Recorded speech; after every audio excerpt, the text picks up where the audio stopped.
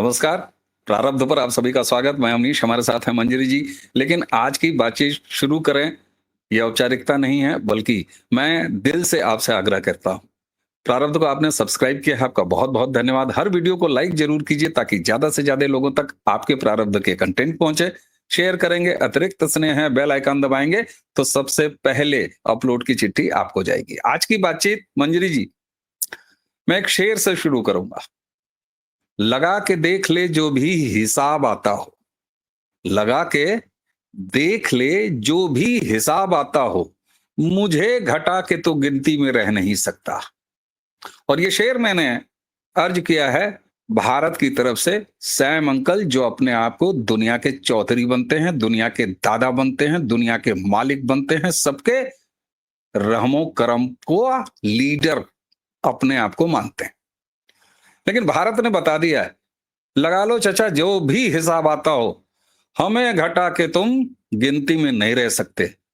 और जो 100% tariff, 500% tariff, पता नहीं जहां तक जाता हो, जीरो लगाते जाइए, हम या कर देंगे, हम वाह कर देंगे। चीन में क्या हो रहा था कल तक, जब तक प्रधानमंत्री थे, और वहां से भी संकेत देखिए।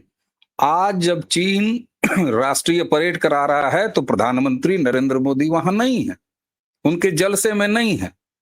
एन शादी के दिन जब तुम द्वार पूजा सजाए तब नहीं है। कल मेहंदी थी, मेहंदी में अपना काम धाम निपटा के सीरियसली न्योता देके और चले आए नरेंद्र मोदी। ये है नए भारत की ताकत। लेकिन ट्रम्प चाचा फड़फड़ा रहे हैं, और चूंकि आपका अमेरिका और टैरिफ को लेके एक दूसरा एंगल है, इसलिए मैं चाहता हूं कि उस एंगल को थोड़ा सा और विस्तार दिया जाए, क्योंकि अब धीरे धीरे बात समझ में आ रही है। और कैसे समझ में आ रही है मंजरी जी, ये जरा देखिए। प्यार की पाती, डोनाल्ड ट्रंप साहब ने ये जो अंग्रेजी लिख मारी है, इसमें ऐसे लग रहा है कि भोजपुरी में कहूं या देशज में कहूं तो कलेजा काट के रख दिया है। कितनी मोहब्बत। अच्छा, ये मोहब्बत सिर्फ अचानक ट्रंप चचा से नहीं आ गई मंजरी जी। ट्रंप चचा के जो राजदूत भैया हैं, जिनको दिल्ली में उन्होंने बैठाया है, कहा है दिल्ली में बैठ के आप जो है बांग्लादेश भी देखिए, यूनिस का ढाका भी, और उधर म्यांमार भी। बड़े खास हैं, सुनते हैं, सीधे बातचीत करते हैं, बीच में कोई नहीं है इनके और ट्रंप के।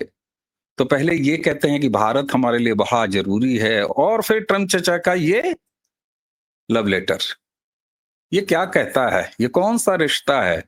और ये तो मुझे आपकी तरफ ही ले जा रहा है, जो लाइन आप लगातार ले रही हैं मंजरी जी। देखिए, जो फैक्ट है वो ये कि yes, India want a very good trade relation और is with US, but US का इस समय मंत्र ये है कि ज्यादा से ज्यादा चीजें भारत को दो।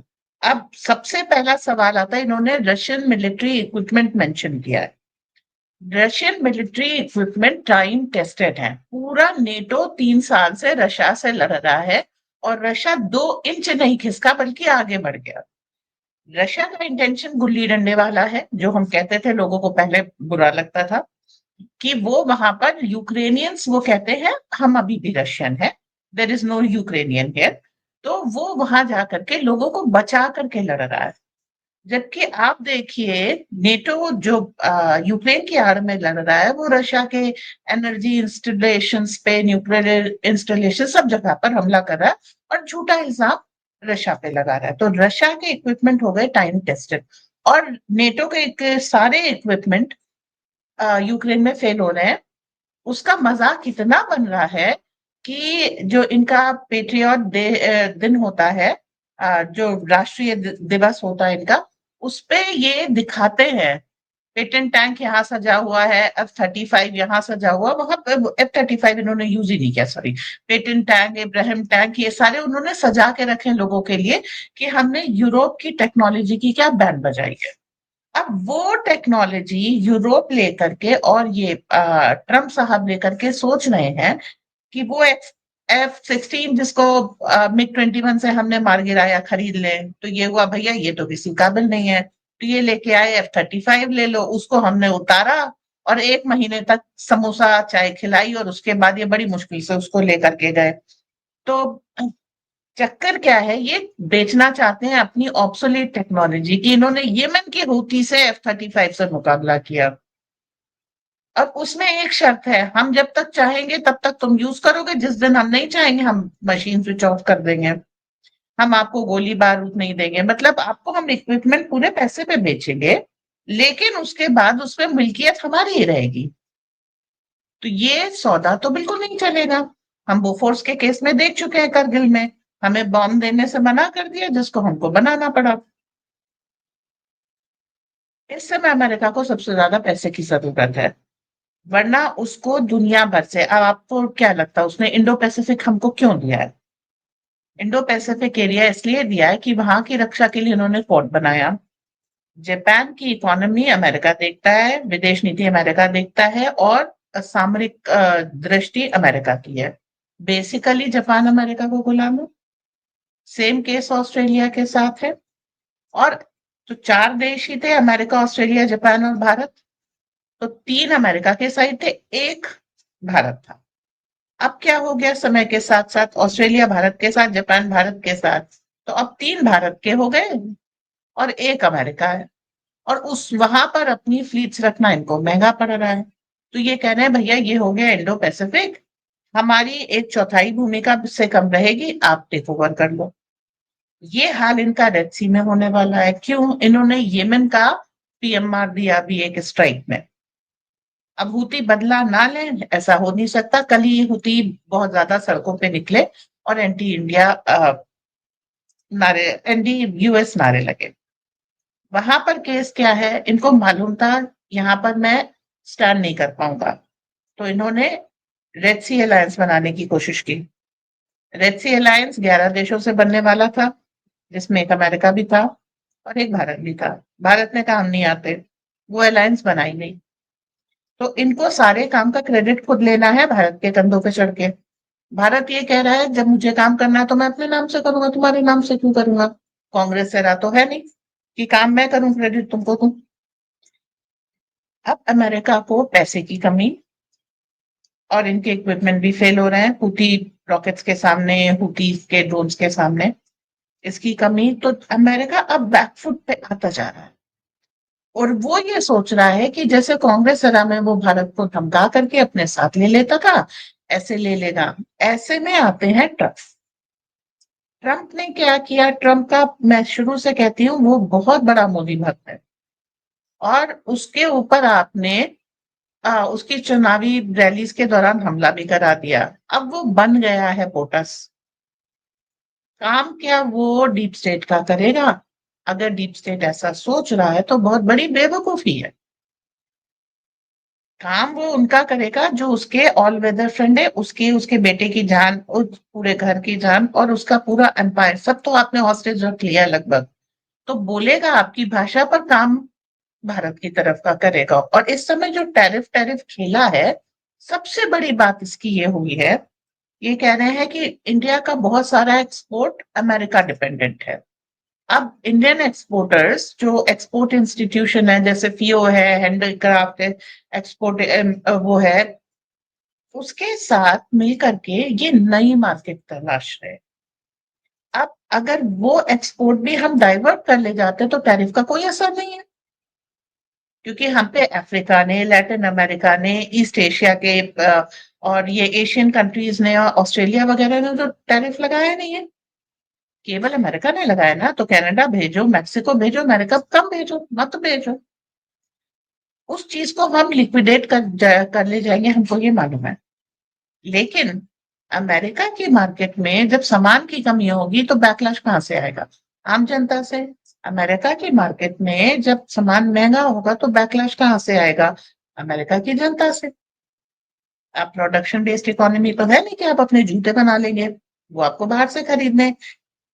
आप किसी को अपना F-35 तो नहीं पहना सकते कि भैया आज ऑफिस F-35 दोनों पैरों में पहन करके जाना। ओके, उसके लिए जूते चाहिए।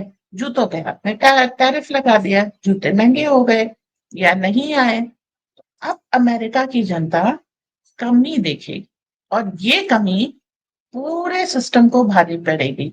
और जैसे जैसे बैकलैश आता जाएगा, डीप स्टेट की रूट्स वहां पर टूटते जाएंगे। पिछली बार जब इन्होंने जो इन्फिल्ट्रेटर्स थे उनको निकालने की कोशिश की, बहुत बड़ा मैसिव प्रोटेस्ट हुआ। आपकी इन्होंने एनएसजी निकाली, अपना नेशनल गार्ड्स निकाले, और अब ये निकाल रहे हैं इन्फिल्ट्रेटर्स, तो कोई प्रोटेस्ट नहीं हो रहा, क्योंकि जा करके किसी ट्रेन गार्ड के सामने खड़े होकर के मरना किसी की बुक लिस्ट में नहीं आता। $500 के लिए आंदोलन करना आता है, मरना नहीं आता। तो अल्टीमेटली ट्रम्प फॉलो वही चीजें कर रहे हैं जो उनको करनी है, और ये जैसे जैसे इन्फिल्ट्रेटर्स बाहर जाएंगे, ये सब डीप स्टेट की पकड़ अमेरिका के ऊपर कमजोर होती जाएगी। तो लैंग्वेज डीप स्टेट की है, और काम वो है जो उससे अमेरिका को डीप स्टेट की कब्जे से निकाला जाए। जो एससीओ मीटिंग हुई है वो इस लिहाज से है कि चूंकि बाकी चीजों का प्रोडक्शन आप चाइना में शिफ्ट कर चुके थे, तो चाइना के ऊपर भी डीप स्टेट का एक अच्छा पकड़ था। और इस जो मोदी जी की विजिट है, चाइना के ऊपर से भी वो पकड़ काफी हद तक खत्म होती दिख रही है। जी और मोदी की इस समय केमिस्ट्री देखिए आप, दैट इज ब्यूटिफुल।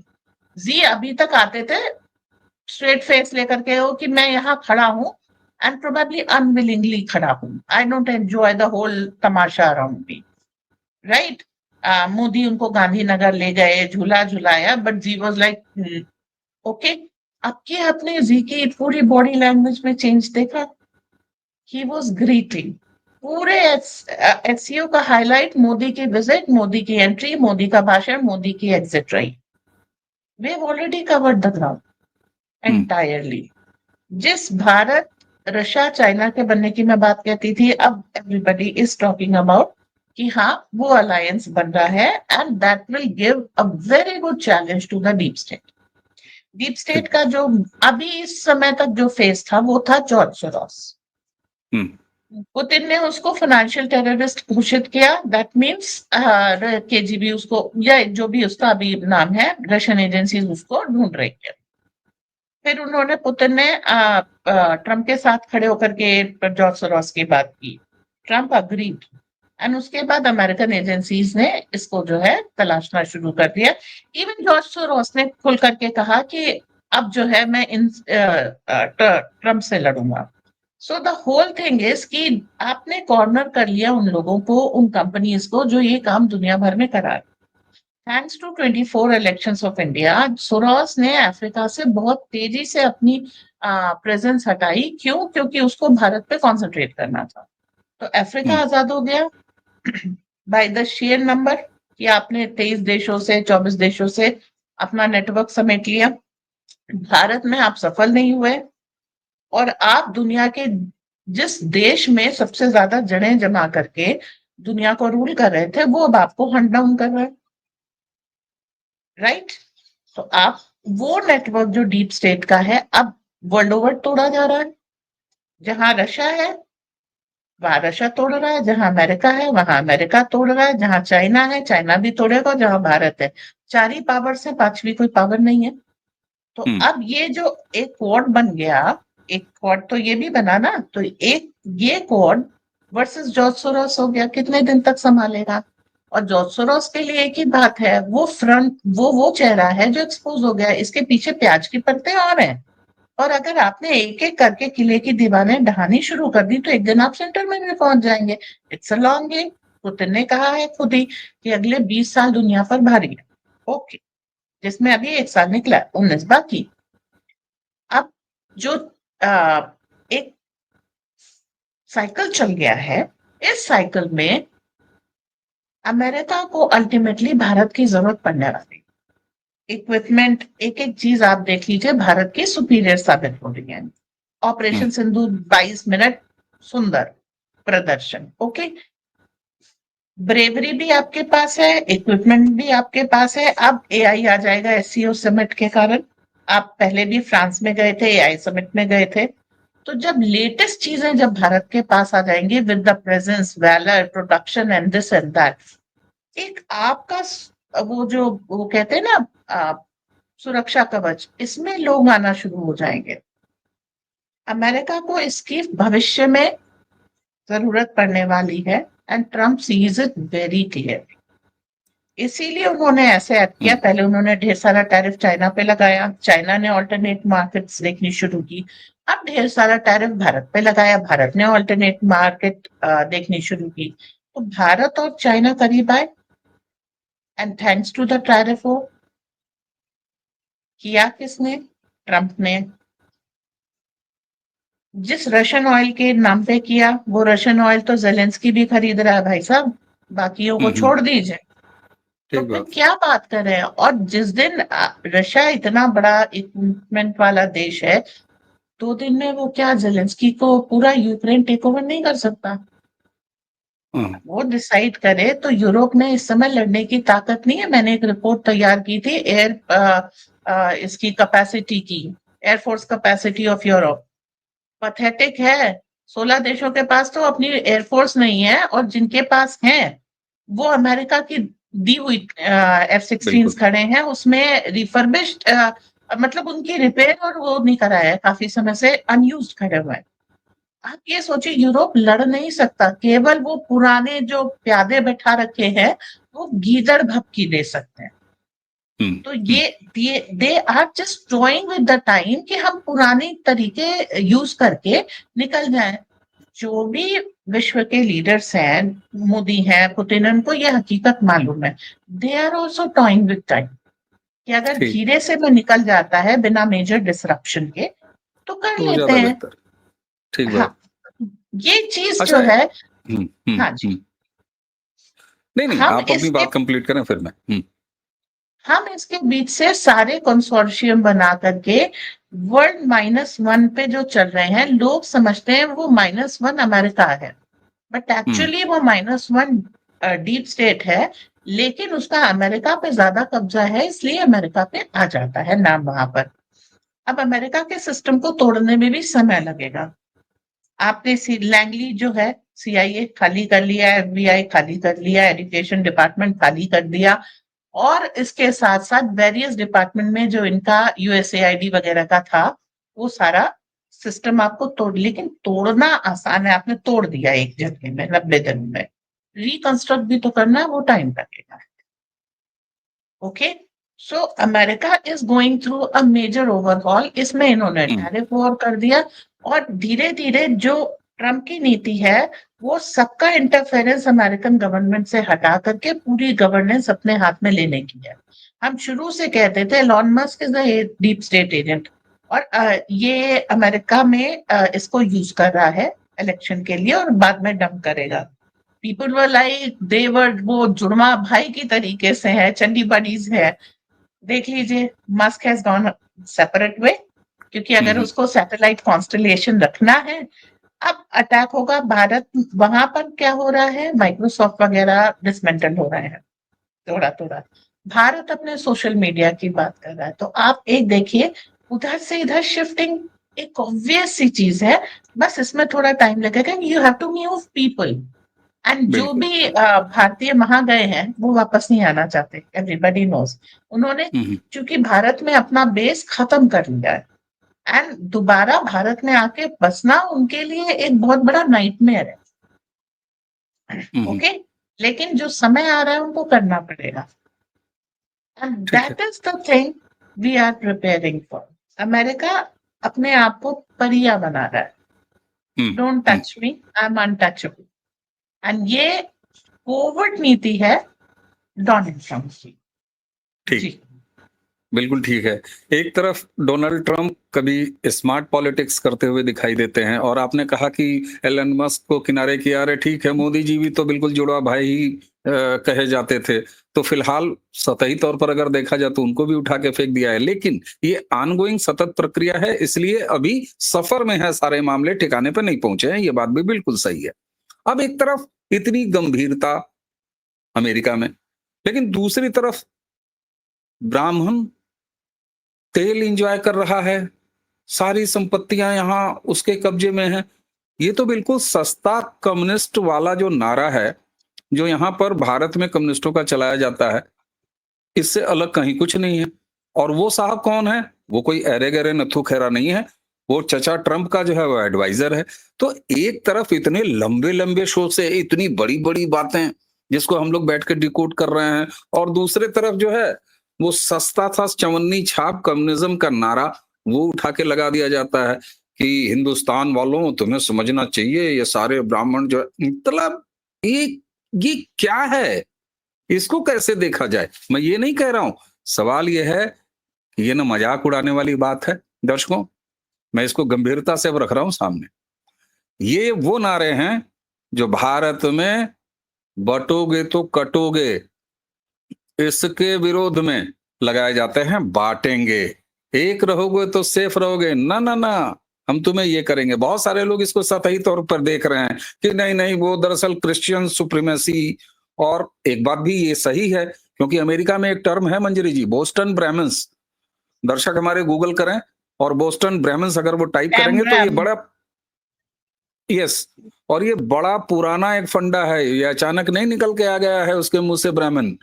तो ये भी वहां का जो लेफ्ट लिबरल है, जो वहां का कम्युनिस्ट है, इसीलिए कम्युनिस्ट कहते हैं सारी दुनिया में एक हो, और इसीलिए मैं जैसे मुस्लिम उम्मा चाहे कहीं भी हो वो एक भाव रखता है, पूरे विश्व के कम्युनिस्ट भी एक भाव रखते हैं।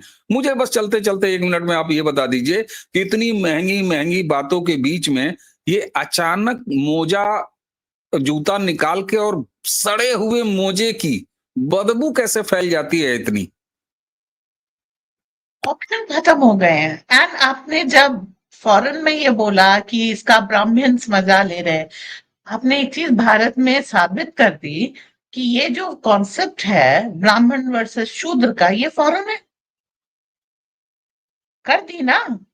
और ये एक आपको लग रहा है मास्टर स्ट्रोक है, हमारे लोग इसे लेके दौड़े नहीं। अगर इसको लेके दौड़ लेते, देखो अमेरिका में जातिवाद फैला रहा है अमेरिका, तो आप देखो सबको मालूम है राइली ने 1923 के करीब ये कॉन्सेप्ट कास्टा का दिया था। It's a foreign Portuguese concept.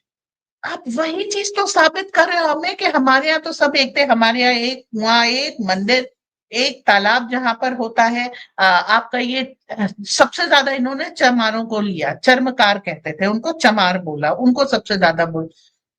आप बताइए मंदिर में अगर नगाड़ा बजेगा तो उसके ऊपर लकड़ी के खोलगे के ऊपर जो वो है वो तो चमड़ा है ना। तो मंदिर में ढोल बजाना हो, मंदिर में आपको तबला बजाना हो, मृदंग बजाना हो, ठीक, नगाड़े बजाने हो, चमड़े का हम्म, प्रवेश तो मंदिर में था। चषक से बिल्कुल ठीक पानी है। पीते थे जो चमड़े का एक वो था, उसमें पानी सबको पीना पड़ेगा राजस्थान में, बिना पानी के जीवन नहीं है। तो हम जो व्यवहार में कर रहे हैं वो अलग। बाटा के, वरना बाटा के शोरूम जाने के बाद हर व्यक्ति नहाता। और अभी तो जो जब से ये फाइबर वगैरह के जूते आ गए हैं तो कोई चमड़े का जूता पहनता ही नहीं।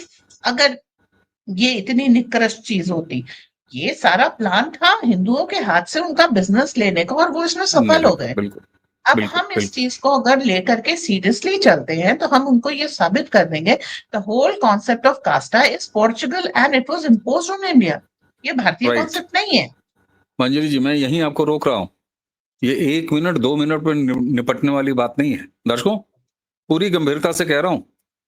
ये आपको सतही तौर पर लग सकता है, बहुत सारे लोग मजाक उड़ा रहे हैं फिर सोशल मीडिया पे और कह रहे हैं कि अरे भाई राहुल गांधी ने चिट लिख के दी दी, ना ना, मजाक उड़ा लीजिए, थोड़ा सा आराम करिए संयत भाव से। लेकिन अभी मंजरी जी ने जो कहा है ये एक पूरा गंभीर टॉपिक है, ये बहुत बड़ा एंगल है। और मंजरी जी मैं आपसे निवेदन करता हूं कि ये जो जहर बोया गया और जिसके शिकार हम हुए और आज तक भी गाहे बगाए हमें शिकार बनाया जाता है, वो तो कहिए 14, जिसको मैं सांस्कृतिक सत्ता परिवर्तन कहता हूं, और उसके बाद एक रहोगे तो सेफ रहोगे, बटोगे तो कटोगे जैसे नारे यहां पर लगाए जाते हैं, तो दूसरी तरफ राहुल गांधी जैसा आदमी जो ओबीसी, दलित और तमाम तरह की बांटने की राजनीति करता है, वही व्यक्ति हमें भाषाओं के आधार पर दक्षिण और पूरब के आधार पर भी बांटता है। अखिलेश यादव पीडीए जैसी सतही राजनीति लेके चलते हैं। ये सारी चीजें जब हो रही हैं Manjari ji, it needs a separate in length discussion जी। देखिए जब हमारे यहाँ कोई बंटवारा नहीं था, जैसे ही मोदी जैसे एक लीडर आए सबने खुल के वोट दिया। बिल्कुल सबको मालूम है उस समय कितनी वोट चोरी कांग्रेस ने की थी। एक्चुअल 14 के इलेक्शन में वोट चोरी कांग्रेस ने की थी, but still Modi one with thumping majority, and that signifies कि हिंदुओं में कोई डिवाइड नहीं है, क्योंकि मोदी ओबीसी से आते हैं। हम्म, अगर जातिवाद होता तो ब्राह्मण मोदी को वोट देकर के गर्व महसूस नहीं करता। आप भी सवर्ण हो, मैं भी सवर्ण हूँ, मंजरी मोदी जी सवर्ण नहीं है, और हम मैंने कहा ना मैंने कहा ना कि इसको हम इतनी जल्दी में नहीं निपटाएंगे इस बातचीत को, क्योंकि जी ये तो बहुत गंभीर प्रश्न रखता है और इस पर हमारा आपका ड्यू है। बहुत ज्यादा देर नहीं करेंगे दर्शकों। आज ये चर्चा जो अमेरिका और ट्रम्प में एक जो बदलाव दिखाई दे रहा है, क्या ये कोई नई मोहब्बत है, जागती हुई मोहब्बत है, या पछतावा है, या किसी तरह का ये डैमेज कंट्रोल है? क्योंकि चलते चलते एक तस्वीर बिना दिखाए तो मैं रहूंगा नहीं मंजरी जी। आप जानती हैं कुछ चीजें मैं ऐसा कर ही नहीं सकता कि बातचीत खत्म करने से पहले मैं ये तस्वीर दिखाऊं ना। ये तस्वीर मैं आपके सामने रख रहा हूं मंजरी जी, और ये तस्वीर क्या कहती है? बहुत कुछ कहती है। इसके साथ मुझे एक लाइन चलते चलते बोलने की इच्छा कर रही है, साडा हक ऐथे रख। एथे रख। और दर्शकों बताऊं, कल जब मैंने ये तस्वीर ट्वीट की और वो ट्वीट का स्क्रीनशॉट मैंने मंजरी जी के इनबॉक्स में डाला, तो ये जो लाइन अभी मैंने बोली है, साडा हक एथे रख, ये मंजरी जी की तरफ से आया था। और यही हमारी टीम ने आज के थंबनेल में डाला है। रही बात ब्राह्मण्स वाली और कास्ट पॉलिटिक्स वाली और हमें डिवाइड करने वाली, इस पर हम एक इन लेंथ बातचीत लेके आएंगे मंजरी जी के साथ, जिसकी आपको प्रतीक्षा करनी ही पड़ेगी, क्योंकि बेहद गंभीरता से हम इसे चलते चलते नहीं निपटाना चाहते, क्योंकि ये हमारी राष्ट्रीय संस्कृति का सवाल है, ये भारत का सवाल है, ये सनातन का सवाल है, ये हिंदुओं के एकजुटता का सवाल है, जिसके खिलाफ भारत के अंदर भी दुश्मन मौजूद हैं और भारत के बाहर भी दुश्मन मौजूद हैं। इस समुच्चय पे हम बात करेंगे मंजरी जी के साथ।